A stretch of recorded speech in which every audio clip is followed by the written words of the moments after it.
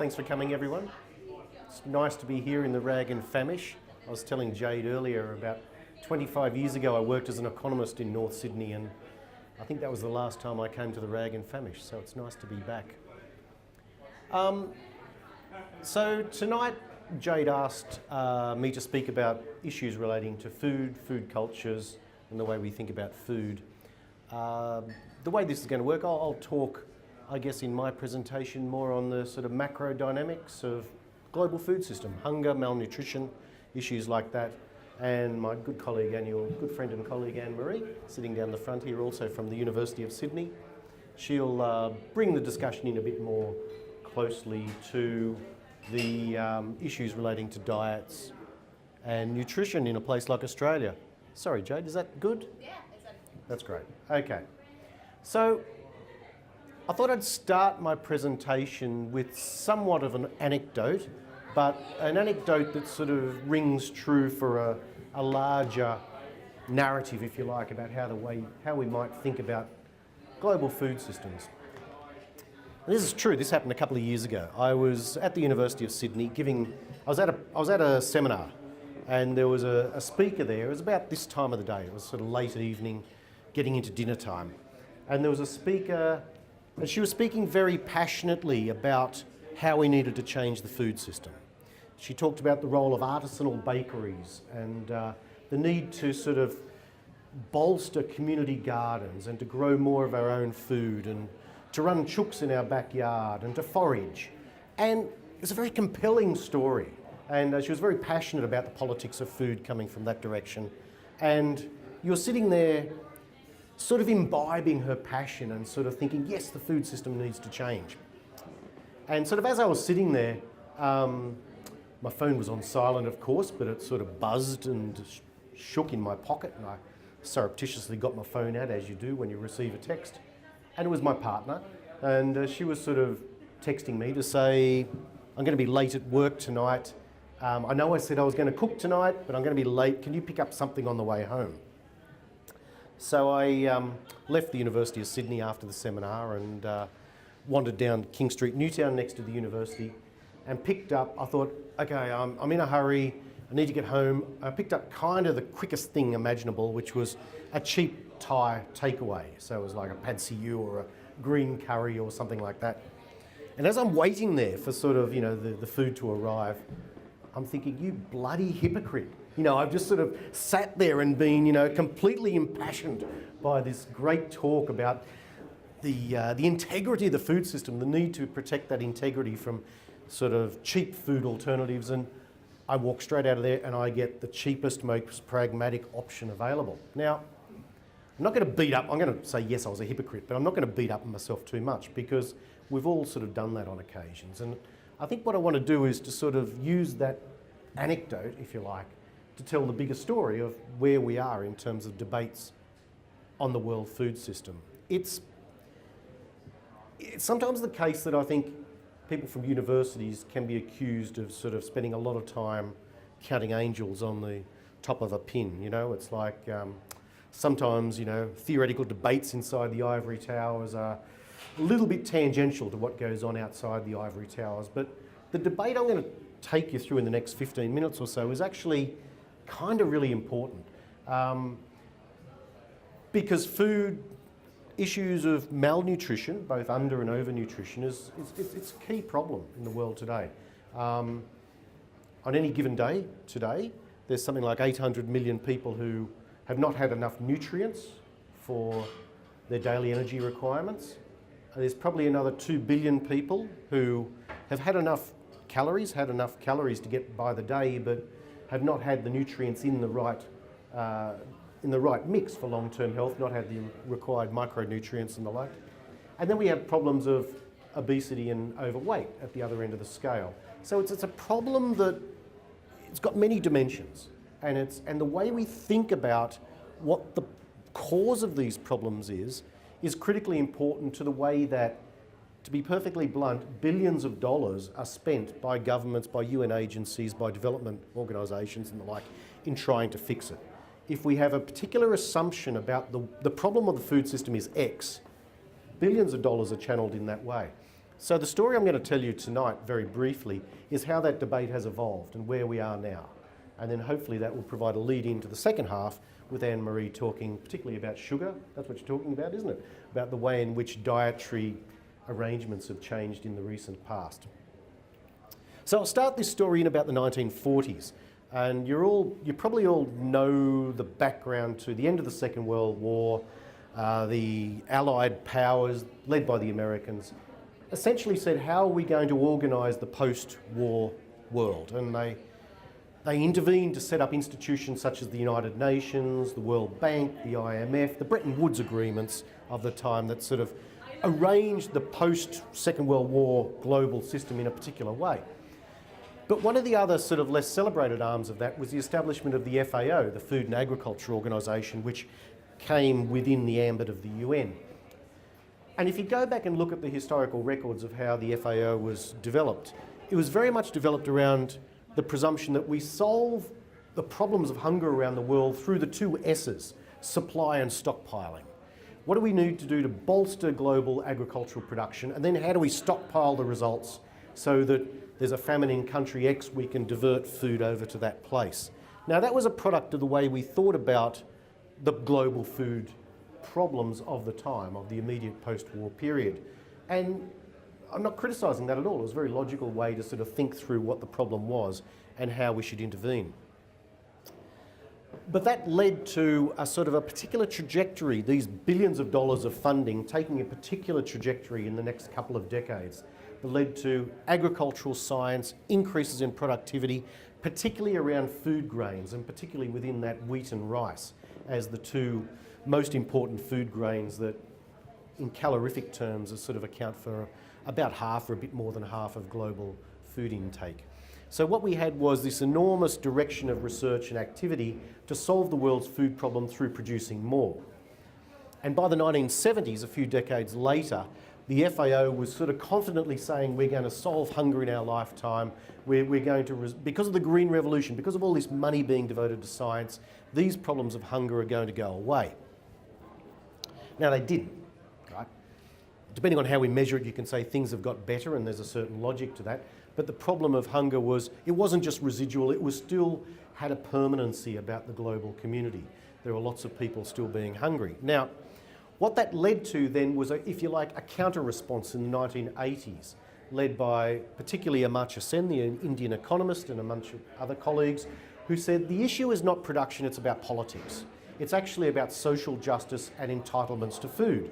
So you can produce all you want, but unless you have political systems in place that enable the reallocation of food, that give people decent jobs that allow them to earn a livelihood, because most of us, we don't eat from food we produce. Most of us eat from food we buy in markets or shops, right?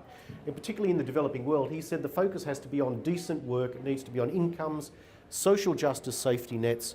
We need to solve the food problem by focusing less on production and more on issues of political justice. And this was a hard pill to swallow by the hardcore scientists, but over the period of a decade or so, this line of thinking started to galvanise UN institutions. And if you were to read particularly the history of the FAO and other organisations at this time, by the sort of early 90s, it had shifted very much into the story about food is about justice, it's about politics, it's about economics, it's not about production. So you have this complete shift in thinking. I'm not saying it was a 100% diametrical shift, but the emphasis in the discourse had gone. It'd gone in a different direction. You then rock through the 1990s and this sort of, if you like, this sort of more political slants had taken, but at the very same time globalisation sort of went into overdrive and you had supermarkets becoming global, trade agreements sort of harmonising food systems across countries, making imports and exports much more easier to generate. And even though you had this slightly more rights-based, economically based argument about food, lots of people, particularly smallholder farmers, were saying we're being screwed by globalisation. Much of the impetus for this new wave, if you like, coming from the left, coming from the peasant smallholders, occurred in Latin America and Mexico. And Mexico is kind of interesting because I was thinking about this just when I was going through my mind this talk today. Donald Trump says a lot about NAFTA, the North American Free Trade Agreement at the moment, and he's very much for sort of stopping the American influence with Mexico, just sort of building the wall, getting rid of the sort of what was an open border, at least for goods and services, if not people.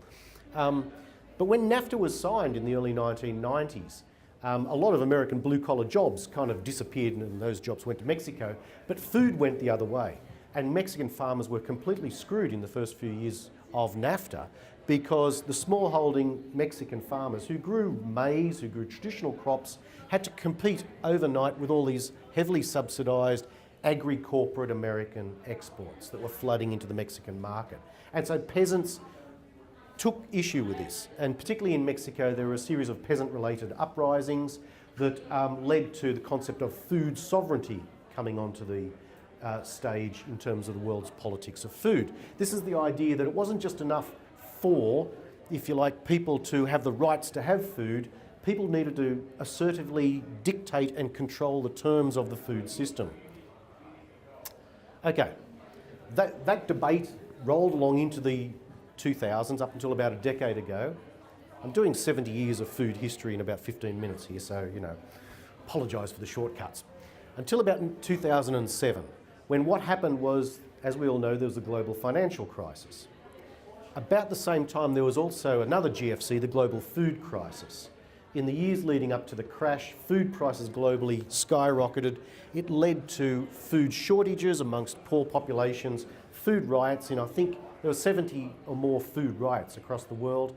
There were changes in government as a result of food riots, and many people a few years later attribute the Arab Spring uprising to the increased price of food and hunger and malnutrition because of that in the Middle East. It's obviously a bit more complex than that, but there's a sort of a line of argument. So then what you have here in in that period of time, is if the scientists, the scientific discourse that was saying that it's sort of been subsumed by all these political issues about the rights over food and social justice and the rights of peasants to control their own farms. The scientists and the economists came back and said, look, high food prices mean we're not producing enough. And actually climate change will make things worse, which it will. So therefore we need to redouble our efforts in terms of scientific production. So there was a revival of the productivist, the supply and subsidise set of arguments. And so what we have now, a few years later, it seems to me, is we've got in the debate, the global debate on food, is we have kind of like everything else in the world today, a polarisation of views. You know, politics used to be a bit in the middle, now it's kind of separating. And the same's the story with the debates on how we address issues of food and hunger around the world.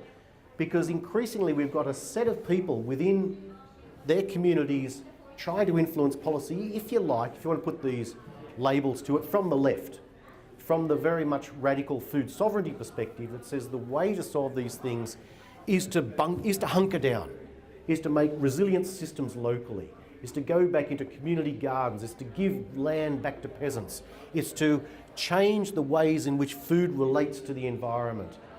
There's a sort of a localisation impulse which is driving so much of what you hear in one corner of the debate today.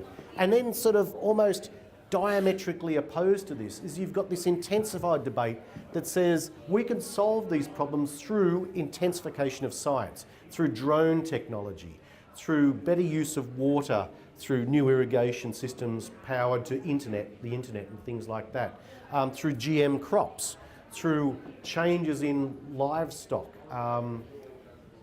So you've got this sort of debate which has sort of become polarised. And often I think, particularly the general public, you hear parts of that, but it's very difficult to sort of see how it all comes together. How does someone talking about drones relate to someone talking about the need for peasants to feed their own families a bit better? And I guess, you know, the purpose of today was, in a sense, to give you an overview as to how that's come about. This series of different ways in which arguments have been related. And what we have very much now is a contest over that future, with people arguing very vociferously that billions of dollars should be spent for one of these channels or lines of argument. Which is where I come back to the Thai restaurant, okay? because I'm sitting there thinking, I've heard someone speak passionately about the politics of food and localism, and I'm going to the convenient, cheap option. I'm sort of living these two polarities just in one, okay? But to finish off, I think, and this is where Anne-Marie and myself are currently thinking in our university days, thinking about how do we move forward from this impasse, is there are a couple of areas in which we can sort of build better food futures for us and for the planet that actually get out of this polarised way of thinking. And the first is to do with what's been called nutrition-sensitive agriculture or nutrition-sensitive development. One of the problems, I mean, you can't discount science and technology. It's got to be part of the solution. The problem in the past is that science and technology has been best equipped to produce exactly the wrong foods that we need for our diets. We overproduce basic grains, we underproduce fruits and vegetables. We over-subsidise grains, we under-subsidise fruits and vegetables. The idea of nutrition-sensitive development is to get agricultural policy scientists, social scientists and economists and nutrition experts together to try and integrate the way we think about nutrition systems and agriculture and social systems about food. The other thing we need to sort of think about is social safety nets and linking that to food a bit cleverer than we have in the past. So if you go around the world, there are a lot of countries experimenting with, you would have heard of perhaps the first 1,000 days program, the importance of infant nutrition for sort of good diets, school lunch programs, tying, if you like, welfare payments to decisions about nutrition and health. There are ways in which we can develop social safety nets that give people better diets at the same time. So coming back to me, when I leave this great seminar at the University of Sydney and I'm looking for a cheap and easy way to eat, how about I'm directed towards good food rather than just what's the cheapest available? And if we can get to that point, we can start redressing this sort of impasse, which is so polarised and stagnated the sort of development of better food systems across the planet today. So I'll leave it there. That was somewhat of a rant, but I look forward to a whole bunch of questions. Thank you very much. Okay, so for the benefit of the microphone, you're asking about the global seed bank up at the top of Norway. Firstly, I'm not sure who set that up. Do you know, Anne-Marie? I'm sure it would have been an FAO or UN-based initiative. I just don't quite know the heritage of that. This is critically important, and this is part of the answer. There's two ways in which two reasons why the food bank is critically important. One is climate change and environmental degradation, and the fact that this will change the availability of land races, traditional crops in different parts of the world.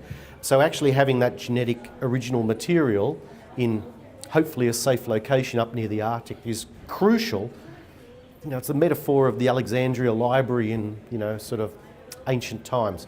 This could have the genetic material that can solve problems into the future. The other reason it's important, and this does get into politics very explicitly, is intellectual property over the genetic resources that we use to make food. I always take the view, and this is just a personal opinion, something like genetic modification is hugely controversial for appropriate reasons. Some people say that we shouldn't be meddling with genes, that this is the sort of, if you like, the role of God, and we as humans shouldn't take a step that far. I guess I'm less influenced by that line of argument, but what really worries me is the intellectual property implications of that. That if we do change the genetic makeup, and if we do create, if you like, better genetic material for crops or animals, that's not in the public domain. That's going to be owned mostly by corporate interests. And I'm not a socialist. I'm not against corporate interests owning IP, but if that's attached to monopoly situations, it can be hugely problematic. Yeah, so the profit motive will subvert a broader public purpose. I think that's something that needs to be publicly debated, and I'm all in favour of stronger prohibitions on intellectual property in this area when there's food security issues at stake. Yeah, thanks. Yeah. Just something relating to genetic modification. You talked about people not eating the right foods and not getting the right nutrition out of the food. Do you see the future of that in having different genetically modified crops so that more of the high yield crops are able to give you the nutrients you need? rather than having to necessarily grow specific things? So again, the question was about whether some of these new technologies, particularly about GM and related technologies, can be linked to better nutrition outcomes. There are good examples of this potentially, golden rice and a few like that. There is genetic research, particularly to do with vitamin A intensive foods, that can address some of the problems as you've suggested them to them. I guess the way I'd answer it is to respond by way of this idea of nutrition sensitive development. That if we are going to direct particularly public scientific resources to this problem, or if we are going to allow corporations to have some kind of IP control, I'd like to see that tailored to the prior question, which is, what is the nutrition problem we're having? If it is an underconsumption of a particular component of a diet, and there is some technological solution to get that component, that nutritional component, into people in socially just ways, then I'm more open to that kind of debate than I am if some technological expert comes up with a solution that's unattached to actually what the nutritional problem is facing particular cohorts of population. So again, I'm somewhat open-minded, but the policy wonk in me says, what's the social problem that technology needs to be addressed, not we have the technology to solve a problem. Yeah. Thanks. Yeah. Between now and 2050, Yeah. we'll have produced twice as much food as we produced from year zero to now. Yeah. I don't see how that's possible. Yeah, that's how will I enter this one? Okay, there's a huge debate. That statistic has been really widely distributed, and I'm not going to cast aspersions on it, but what I will say is that there is a lot of debate about whether that's actually the case. And the reason for that is people simply extrapolate the diets we have now and move it into the future, right? Now the thing is, this is basic sort of market economics, as the cost of producing certain foods might increase, they'll become more expensive and we'll consume less of them. Now at the moment, we kind of overconsume animal-based products based on what most nutritionists would say, and animal-based products are heavily resource intensive because of the transfer of energy from what they eat to then us eating them. So presumably what you're going to see in the future is a shift in people's diets motivated by the price mechanism, if nothing else, right? So the dietary composition of the planet will change, and so people have extrapolated those changes and said the doubling of production is perhaps not necessarily an inevitability. All that said, I lean towards thinking about these issues from a social justice and sort of poverty perspective. Let's get food systems that feed the people who need the foods the right things. But I still think there is a challenge of production in front of us, absolutely. And I think we've got degraded water, we've got degraded soils, we've got pressure on water systems, and climate change is going to make, places in Russia and Canada are more amenable to agriculture than they are now, but it's going to cause a whole lot of disruption to agriculture in the tropical belt, and that's where most of the world's population, about 30% of the world's population, relies on smallholder sort of agriculture in the tropics. So, if you like, the negatives of climate change in the tropics are going to be much more significant than the potential positives up in the higher latitudes. Yeah. So that's a really good question about how, if we have polarisation, how we might move into the middle. Kind of wish I had an easy answer. I'm not sure I do. I must say, Anne-Marie's down the front with me. For example, and I'm not sure any of us can influence the whole world, right? But we've been working on a potential piece of research in India that looks at food environments. And it's actually tracking how changes in Indian diets are linked to supermarketisation, pressure on people who are actually, part of the problem too is people who are in low wage situations, who've got other cash imperatives, mobile phones, technology, things like that. So they're scraping and minimising their expenditure on food with dire nutritional impacts. I guess what we'd like to think we'd be doing in our research is to provide an evidence-based middle ground, to say the food environment shifted this way, it's having these negative impacts on diets. So then, if policymakers are listening to us, it becomes something that's able to be understood, rather than saying everyone has to go back and grow veggies in their backyard. That's not a bad thing, but it's kind of problematic as a global solution. Or let's just give all our resources to some big agribusiness company who will just produce cheap food for us. So we're trying to get in that middle ground. But, and part of the conversation, I think part of the solution here is, from a university perspective, we have to get out of our silos, you know? I mean, part of the problem is, you know, I mean, the ag scientists have said my career's at stake to get a bit more productivity on this bit of wheat. That's kind of fine, but, you know, it's not, they're developing those agendas without talking to, say, people like Anne-Marie, who might tell you that I'm seeing dietary gaps that have got nothing to do with wheat, so why are you doing this? Why don't you put your resources into something else? So, yeah, I don't have the answer, but you can see the way it has to evolve. Yeah. Yeah. You said that in the 80s it went from production to politics. Yeah. Do you think that it is still determined by politics? And if so, how can we change that? Yes, well, it's definitely determined by politics. I think since the 80s, probably there's been a couple of developments, and I think it's to do with this polarisation. On the one hand, the sort of diffuse movements about smallholder production or resilience and localism have got much stronger, right? So on the one hand, those, if you like, the people advocating those positions have got the ear of some policymakers in particular ways. But what's probably been more important is big food, if you like, has become a more galvanising force in its own right.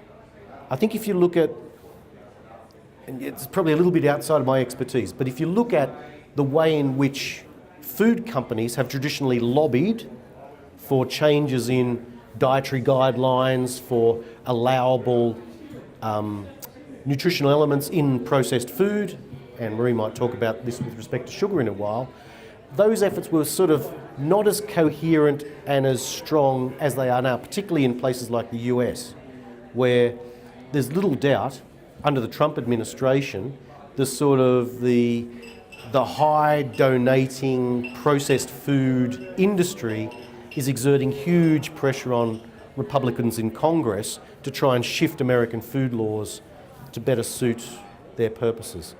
I don't want to get too much into politics in this arena, but I don't think there's much doubt that it's still a highly political world when we talk about these issues. Yeah.